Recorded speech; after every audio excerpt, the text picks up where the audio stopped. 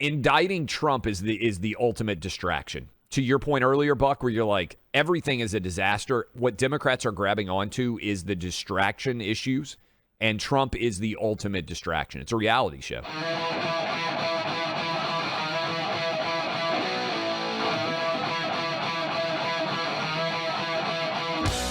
January 6th, the hearings are ongoing, and effectively it's a third impeachment trial for Donald Trump. And Buck, I think you probably would agree with me that the more I watch and pay attention to the way that these are playing out, it seems that the House Democrats are trying to bully Merrick Garland into charging Donald Trump with some sort of crime, right? They're just beating the drum over and over and over again. Trump committed a crime. Trump committed a crime with January 6th. And so the question is, will Merrick Garland charge Donald Trump with a crime? And if so, what is the impact of that charge? So I think, because I was thinking about this a lot this weekend. Yep. They're talking about how our entire republic is at stake and democracy is under threat and all the rest of it. Why wouldn't they? Why wouldn't they, given what they claim is clear evidence that Donald Trump himself... Now, I'm not hoping they do this. I think it's insane, but I'm just trying to get in the Democrat mindset. He should be, based on what they say, based on their claims, their evidentiary claims, facing some criminal liability. But then that's fascinating, isn't it? Because if they push this, I will say, I don't think it would be hard for them to get a jury in D.C. to indict that would be willing to indict. A grand jury would indict, yeah. And then a jury that might even convict Donald Trump on some kind of conspiracy charge. But they talk about threats to the republic. They talk about a breakdown of our system. Such an obvious and grotesque criminalization of politics would be truly the biggest threat to our political system, to our entire government since the Civil War, honestly. They use that comparison a lot. You start locking up former presidents for... I mean, it'd be one thing if there was a clear criminal charge, if Donald Trump for some reason was, trafficking fentanyl over the southern border or something, right? Right. But you're gonna lock up a former president based on an election dispute on charges of conspiracy. I mean, if you really play this out, you can see how really dangerous. I mean, this is fissile material they are handling here.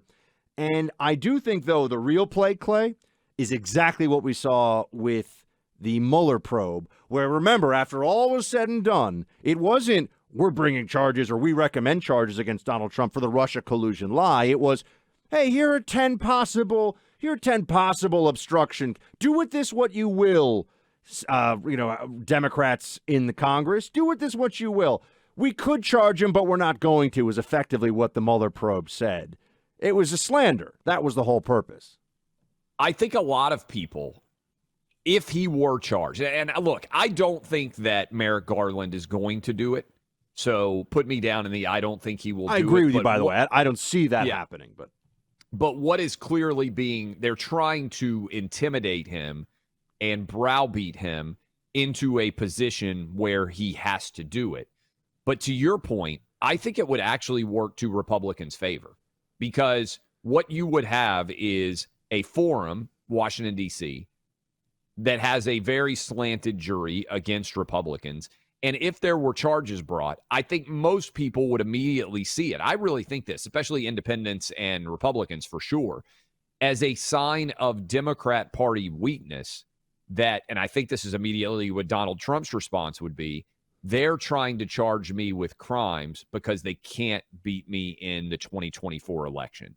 And so they are trying to take me out to prevent me from being elected president. He would say, again, elect him president in 2024. Now, where I think this is so interesting in January 6th, Buck, to me is I wonder how many Republicans out there that are listening to us right now are kind of casually paying attention to the January 6th hearings, agree with us that it's all a bunch of BS, right?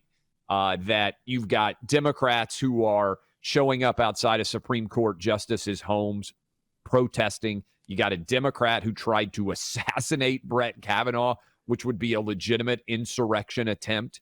And all of these things, I think there right now are protesters outside of the Senate buildings and the House buildings that have shut down streets over abortion-related issues. We got fences up around the Supreme Court. Democrats are fine with protests and trying to shut down government as long as they agree with the reason that people are doing it, right? We saw that with the BLM protests that were going on forever. But to me, I wonder how many Republicans are out there saying, I love Trump. I think he did a fantastic job as president. But 2022, obviously, let's have a red wave in the midterms. But it is so incredibly important that whoever the Republican nominee wins in 2024, that we need to have a real battle royale to pick the best possible candidate.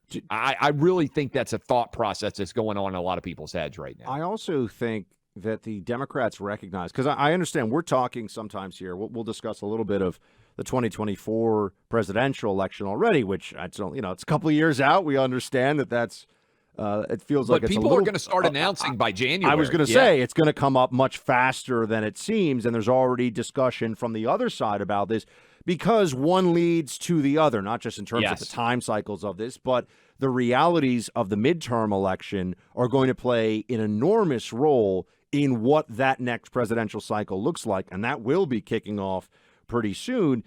The problem I think that Biden faces is he really has no political capital to deploy anywhere. The far left base is disappointed in him, believe it or not, everybody, because he hasn't been able to deliver for them in meaningful ways. Independents and Hispanics and persuadable voters they're running for the exits as fast as they can. The mainstream center of the Democrat Party, they don't think that Joe Biden has the ability to pivot and unite the country or do a kind of triangulation or a third way. So what happens after a disastrous midterm election? I think the problem the Democrats face right now, Clay, is they really don't have an answer. They don't even know what the response. Let's assume the election is what everyone thinks it's going to be, which is a massive slapdown and repudiation of the bad Democrat ideas that have annoyed the crap out of everybody listening to this for the last 18 months and have made you, less economically free, less personally free. Have just been a disaster. What is the pivot? What is the Democrat move? I think they don't know, which is why they're leaning in so hard on this Jan 6th and Trump. I think you're right. This is the only play. This is the only play in the playbook. Trump for them is right evil now. Is all they have. Yeah. Trump is evil is all they have. And by the way, by January, a little over 6 months from now, people are going to be announcing for 2024 and starting their campaigns in earnest. And when I look, let's say clearly Biden's at the top of the Democrat platform right now. Clearly, I think it's fair to say Trump's at the top of the Republican platform. If you had to buy stock in Republican candidates versus Democrat candidates, there are a ton of great potential Republican candidates for president in 2024. Trump at the top of the list on down, whether it's DeSantis, whether it's we can go through the whole list. I don't want to even name them all because inevitably we'll forget somebody.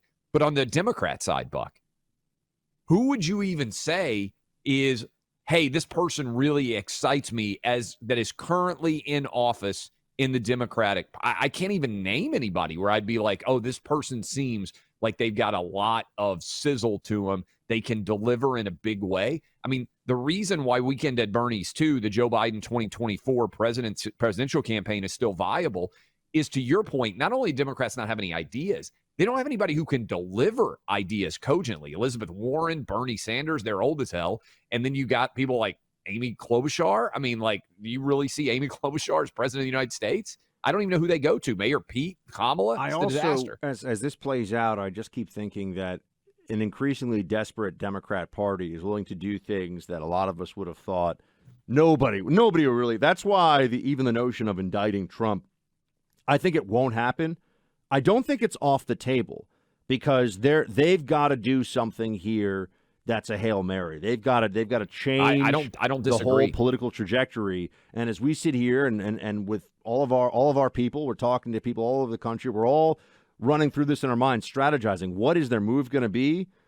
It could get crazy. It could be something that we're not even really thinking about all that seriously right now. Indicting Trump is the ultimate distraction. To your point earlier, Buck, where you're like, everything is a disaster. What Democrats are grabbing onto is the distraction issues. and Trump is the ultimate distraction. I'll just say this right now. Show. If I really believed that we had a clear-cut case, let's say I thought we had a clear-cut case, and people are going to say, oh, Obama's guilty of okay, he did a lot of things politically I don't like. If I thought that he had committed a criminal act against the United States government that was prosecutable, why wouldn't I want him to be charged for that, right? Let's say I really believe that Barack Obama had been part of a massive conspiracy to defraud the United States government through cheating in elections, and I had proof of it. Wouldn't I want that? I mean, what are presidents above the law? We actually get back to a lot of the discussions that happened with the whole Russia collusion lie. So I think it's interesting the Democrats are doing this whole, but we know we've got him. We've nailed him on this. Well, then why not? Why not charge him? You put yourself in their shoes. They're trying to pressure. You're right, 100%. That's what this is about. It seems like one of the only plays they have left.